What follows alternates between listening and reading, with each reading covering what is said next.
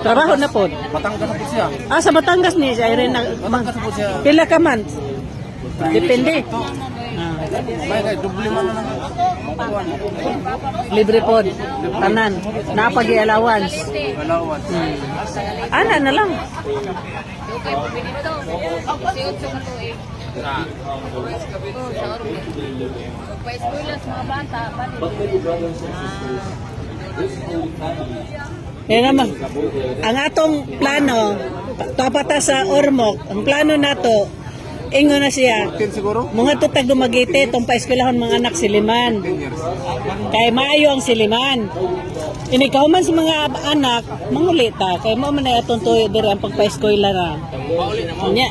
Muli na po. Karon na gusto din akong manguli na me. Di naman siya mauli. Kay Kami mo makauli. ha? Kami mo makauli. Kamu mo'y manguli.